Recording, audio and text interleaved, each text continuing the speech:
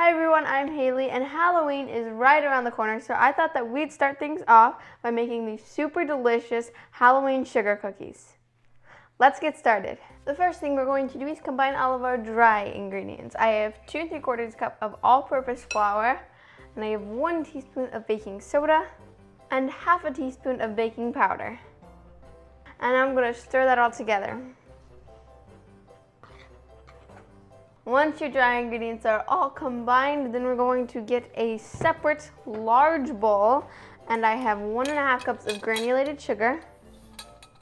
I'll pour that in there. That's very jingly. And I have half a cup of salted softened butter. And now I'm going to turn my mixer on medium to cream the butter and sugar together.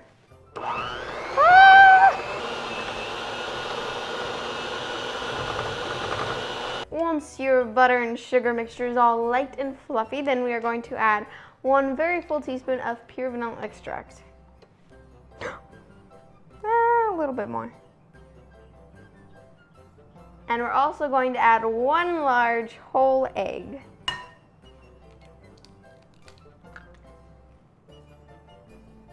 Oh wow, kind of like broke. And don't forget to wash your hands after you crack the raw egg. Now I'm going to beat that in on low.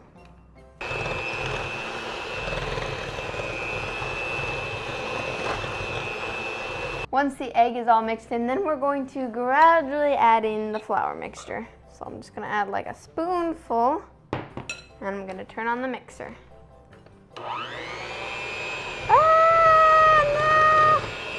And now all of my flour is mostly incorporated, but it's looking kind of crummy, so I'm going to use my spatula to kind of fold it and press it all together. Seriously, it's never like this. I miss my stand mixer. And once you're done with that, your dough is done. Now we're going to chill the dough before we roll it out.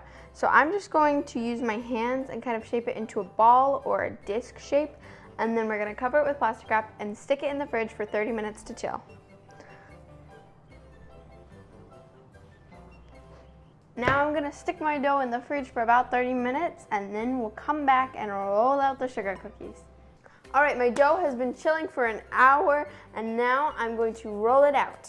The first thing you want to do is flour your countertop.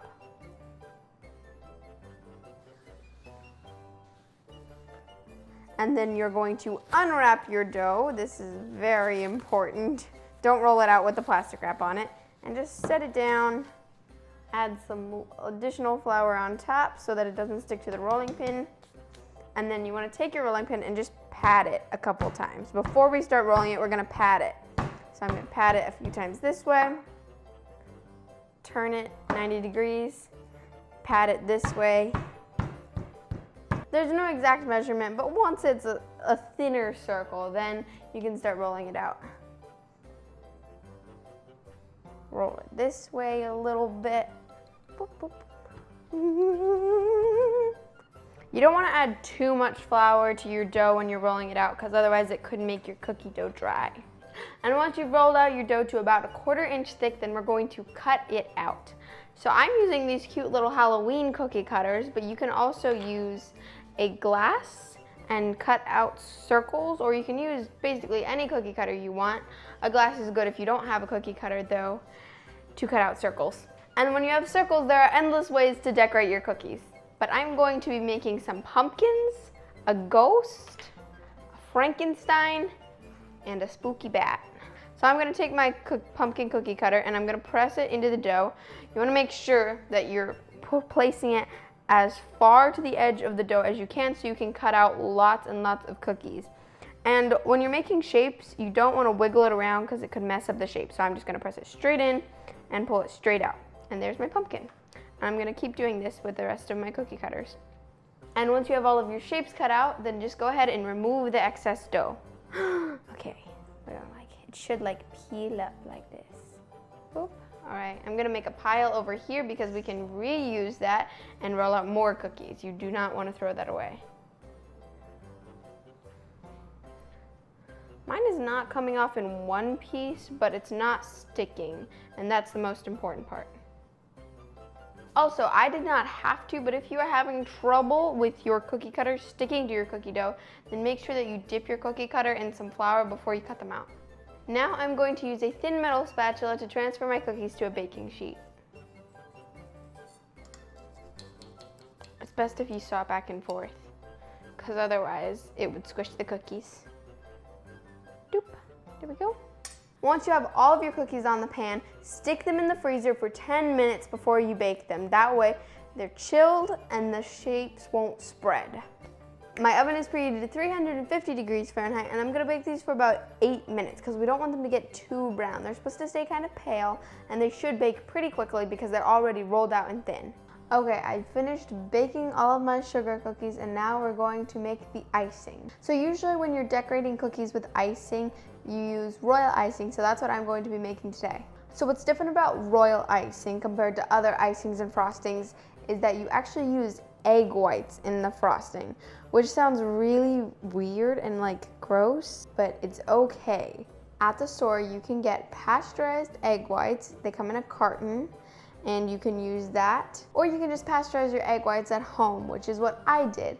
It was my first time pasteurizing eggs, but it was super easy, and I'll put a link down below on how to do that. And you want to make sure and use pasteurized egg whites because it lowers the risk of salmonella. So the first thing I'm going to do is whisk together my wet ingredients. I have 1 ounce of egg whites, or that's 1 large egg white, and a 1/4 teaspoon of vanilla extract, and I'm gonna pour those both in my stand mixer, and I also am using the whisk attachment.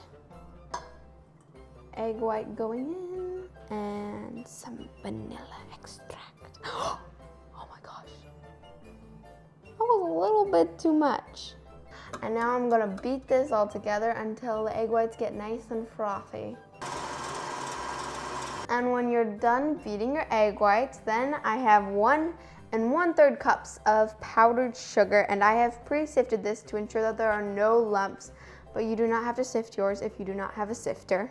Also, make sure that when you're measuring your powdered sugar, you spoon it into the measuring cup and you level it off, or you can just give it a nice fluff. That way you don't pack in too much. And so I'm going to turn my mixer on low and gradually add in my powdered sugar.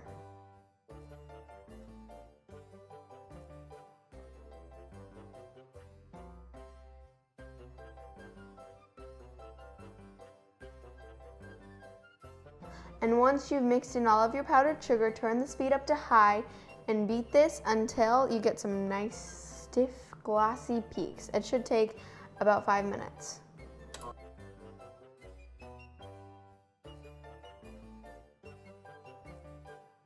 All right, so I have 4 bowls for each of my frosting colors, and I'm just going to divide my icing evenly into the bowls. Now that I have my icing evenly divided, I'm going to dye them. I'm going to be dyeing the first one orange for my pumpkin. So you just need a drop of red and a few drops of yellow.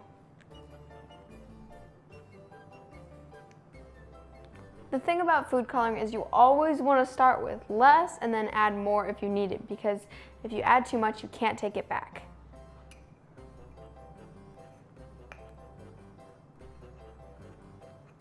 Whoa, that's a lot. That's a bright color. All right, so I just finished mixing my orange color. It's a very bright orange.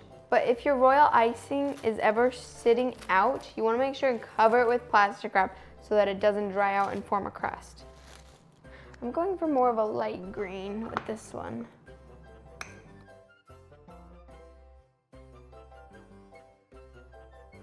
The last color I'm gonna make is gray, which I learned how to make actually on accident, but I'm gonna mix all of my dark colors. Just like 1 drop of that, or 2 drops of each of the liquid and 1 drop gel.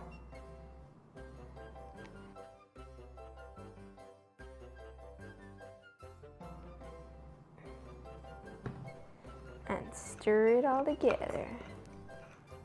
That's pretty. Until it becomes gray.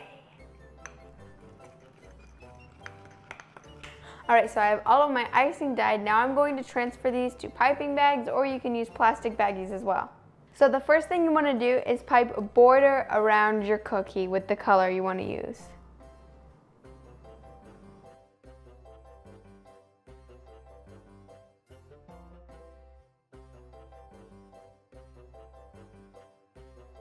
And then after you pipe your border, wait for that to dry before you fill it.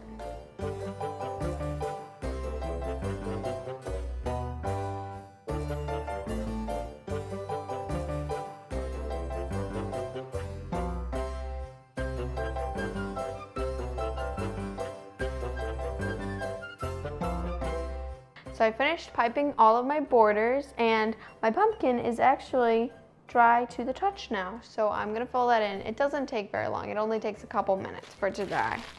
It looks very messy right now, but later I'm gonna take a toothpick and smooth it all out. And now I'm just gonna take a regular old wooden toothpick and smooth it all around.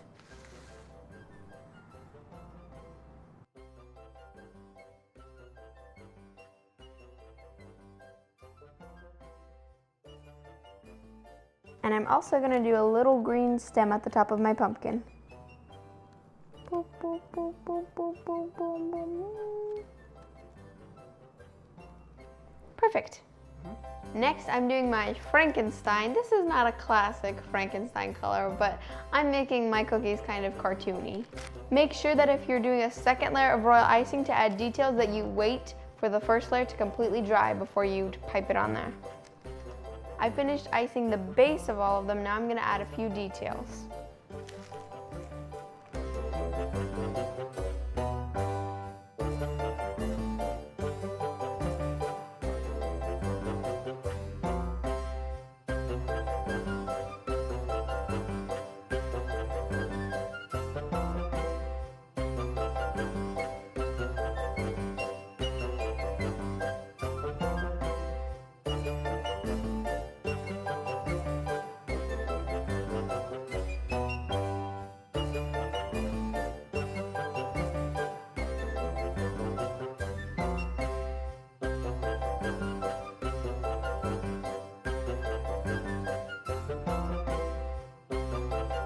And voila, my cookies are finished.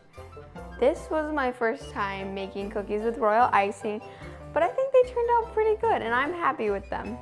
I've got my cute little jack-o'-lantern, the ghost, the spooky bat, and of course, Frankenstein. I think my favorite was the jack-o'-lantern, but let me know in the comments down below which cookie was your favorite. You guys can all vote and see which cookie is the best. Well, thank you so much for baking with me today. I hope you and your family have a fun and safe Halloween this year, and I'll see you in the next video.